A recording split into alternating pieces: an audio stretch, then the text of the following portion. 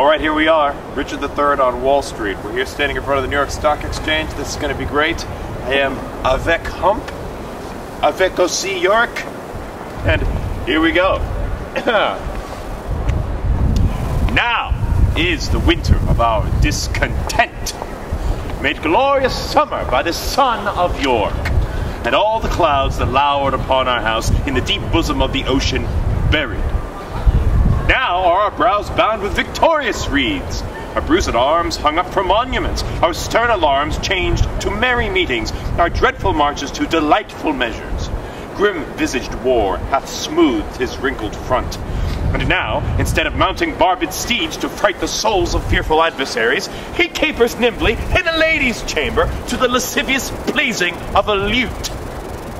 But I, that am not shaped for sportive tricks, nor made to court an amorous-looking glass, I, that am rudely stamped and want love's majesty to strut before a wanton ambling nymph, I, that am curtailed of this fair proportion, cheated of feature by dissembling nature, deformed, unfinished, sent before my time into this breathing world scarce half made up, and that so lamely and unfashionable that dogs bark at me as I halt by them.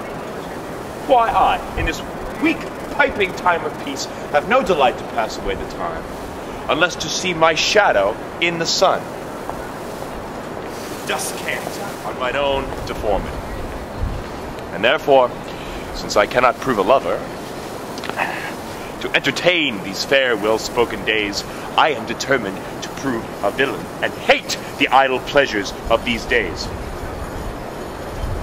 Plots have I laid, inductions dangerous, by drunken prophecies, libels, and dreams, to set my brother Clarence and the king in deadly hate, the one against the other. And if King Edward be as true and just as I am subtle, false, and treacherous, this day should Clarence closely be mewed up about a prophecy which says that G of Edward's heirs the murderer shall be. Dive thoughts down to my soul. Here Clarence comes. Brother, good day. What means this armed guard that waits upon your grace? His Majesty, tendering my person's safety, hath appointed this conduct to convey me to the Tower. Upon what cause? Because my name is George. Alack, my lord, that fault is none of yours. Ye should for that commit your godfathers, or belike his Majesty hath some intent that you should be new christened in the Tower. But what's the matter, Clarence? May I know? Yea, Richard, when I know, but I protest as yet I do not. But as I can learn, he hearkens after prophecies and dreams, and from the crossrobe plucks the letter G, and says a wizard told him that by G his issue disinherited should be.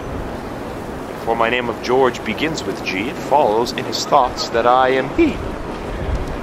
These, as I learn, and such like toys as these, hath moved his highness to commit me now. Why, this it is when men are ruled by women.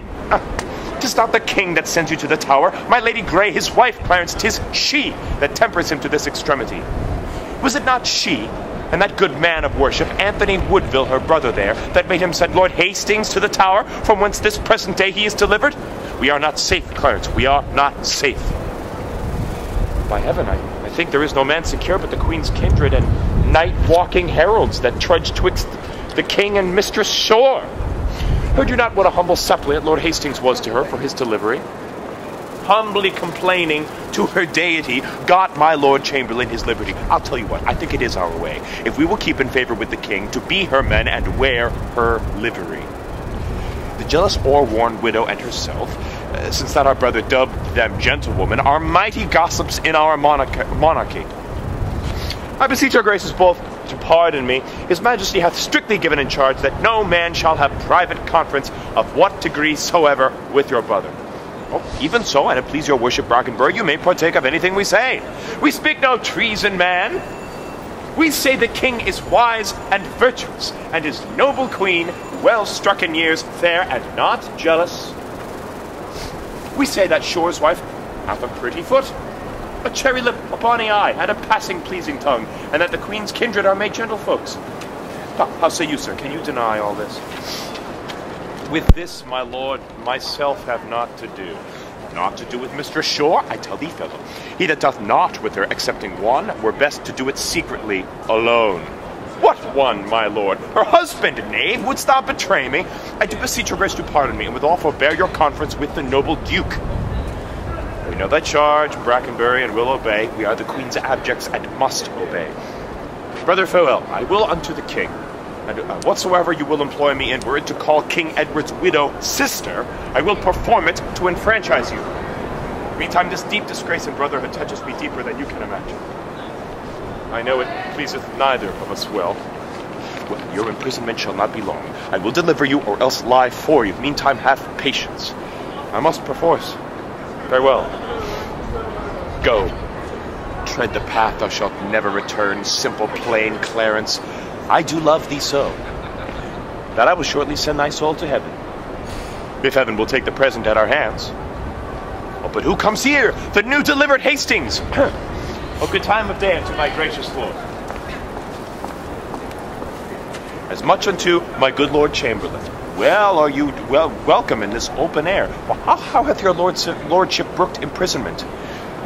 With patience, my lord, as prisoners must. But I shall live, my lord, to give them thanks that were the cause of my imprisonment. No doubt, no doubt. And so shall Clarence too, for they that were your enemies are his, and have prevailed as much on him as you. More pity that the eagles should be mewed, while kites and buzzards play at liberty. What news abroad? No news so bad abroad as this at home. The king is sickly, weak, and melancholy, and his physicians fear him mightily. Now by St. John, that news is bad indeed. For he hath kept an evil diet long, and overmuch consumed his royal person. 'Tis very grievous to be thought upon. Where is he? In his bed? He is. Go you before, and I will follow you. He cannot live, I hope, and must not die till George be packed with post-horse up to heaven. I'll in to urge his hatred more to Clarence, with lies well steeled, with weighty arguments, and if I fail not in my deep intent, Clarence hath not another day to live. Which done, God take King Edward to his mercy, and leave the world for me to bustle in. For then I'll marry Warwick's youngest daughter. What, though I killed her husband and her father, the readiest way to make the wench amends is to become her husband and her father. The which will I, not all so much for love as for another secret close intent, by marrying her, which I must reach unto. But yet I run before my horse to market. Clarence still breathes, Edward still lives and reigns. When they are gone, then must I count my gain.